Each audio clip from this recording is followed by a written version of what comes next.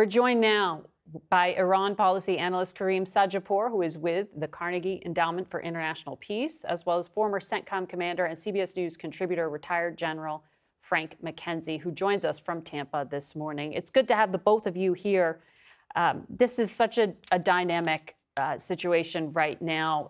Karim, I want to start with you. Apparently, President Trump has told The Atlantic that he's willing to talk to the new leadership of Iran. Who's the new leadership of Iran?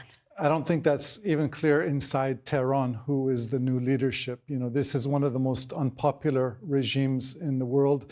And I'm skeptical that there's going to be anyone who is palatable for both the senior clergy, the Revolutionary Guards, and 90 million Iranians. There's probably no government in the world with a greater gap between its government and its people than Iran. So I'm skeptical there's going to be any single figure who can immediately fill the enormous void of Ayatollah Khamenei. General McKenzie, what Karim is sketching out here sounds like chaos. It sounds like the potential setting for civil war. Is that how you would assess what we might be seeing come next? I think we're still in the early stages of this campaign. There are several days of continued strikes ahead of us from Central Command and from Israel to reduce the Iranian ability to volley fire rockets at us. We'll see how that progresses in the next few days. The leadership targets have clearly had an effect, and I believe the loss of Iranian effective national level command and control is going to have a pernicious effect on their ability to wage this war. As to what might follow, whether it's civil war or fractured state, don't know. Actually, for me, it's hard to see how it could be worse than what we had before. General, you know, this morning we have CENTCOM acknowledging at least 3 American deaths, 5 seriously wounded. These are just the opening hours, but it does appear that the situation is only escalating. What should the American people be prepared for? The American people should be prepared for several more days of exchanges of long-range rockets. We're going to continue to strike them with our aircraft, with our TLAMs, our Tomahawk land attack missiles. And the essential calculus over the next 72 to 96 hours, Margaret, is going to be whether or not we can reduce the Iranian ability to generate volleys, and by volleys I mean groups of missiles that are fired at our bases in the region. It's hard for them to generate a lot of missiles at Israel because of the range and just for various reasons. But what we want to do is we don't want to let them fire large numbers of rockets at Al Udeid Air Base, for example, Al Dhafra Air Base, or the cities of our friends in the region, which they have done indiscriminately. So that's going to be a key thing to watch over the next 72 to 96 hours.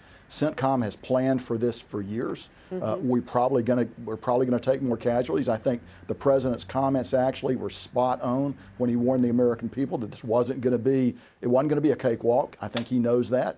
But I think, you know, we're probably going to have more casualties before this is over. I hope we can certainly minimize those, and I know that our commanders in the region are doing everything they can to keep those numbers down. We have seen already some civilian casualties in some of those Gulf states who are taking the incoming. Karim, the president, you've heard all of our Republican guests say that the president laid this all out very clearly. What I heard in that 8-minute video was a recitation of 50 years of Iran's malicious activities, everything from the bombing of the Marine barracks in 1983 by Hezbollah, the taking over the embassy, all sorts of different things. He even linked the attack on the naval destroyer in Yemen to Iran, even though it's often attributed to Al-Qaeda. It was just sort of an argument, Iran is bad. We haven't necessarily gotten the detail on the immediate threat to the United States. You've been watching this so closely. When the president said at the end of his video that the Iranian people should rise up, is there any chance that the Iranian people can do that?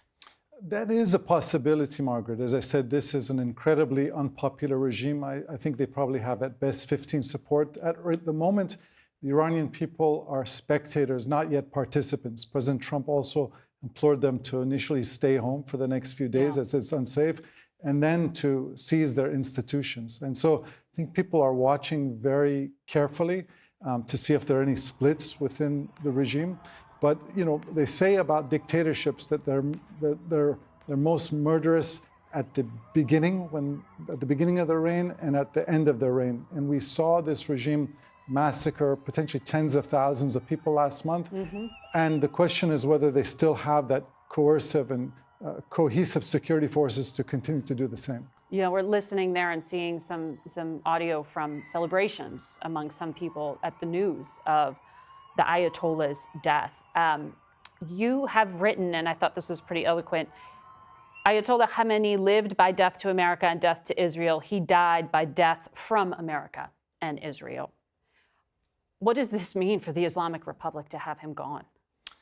He was the longest serving dictator in the world. For 4 decades, he reigned over Iran. For most Iranians, 3/4 of whom were born after the 1979 revolution, he was the only ruler they ever knew. And I think this is a society, I would describe it as perhaps the most secular society in the Muslim Middle East, perhaps the most pro-American society in the Middle East. And Iranians recognize they'll never fulfill their enormous potential as a nation so long as the ethos of their government is death to America and death to Israel. And so there's an enormous demand for a government which is perhaps not democratic, but puts national interests before revolutionary ideology. General McKenzie, very quickly, have you heard an endgame? How does America declare victory here? Well, first of all, Margaret, we need to have an end game in view, but we shouldn't be thinking about an off-ramp right now. We need to think about continuing to impose our will on the enemy and continuing this fight at a very high level. Yes, there's an end game, and for me at least, an end game would be either you get a regime that you can negotiate with, a new regime.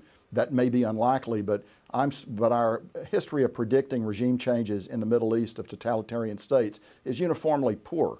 The other alternative is you get some kind of successor state that you might be able to cut a deal with. While it may be unpalatable in some dimensions, nonetheless, you may get a regime that's going to talk to you about the nuclear program or the ballistic missile program. So I think there is an end state in view. We will watch for it. General McKenzie, Karim, thank you for your time.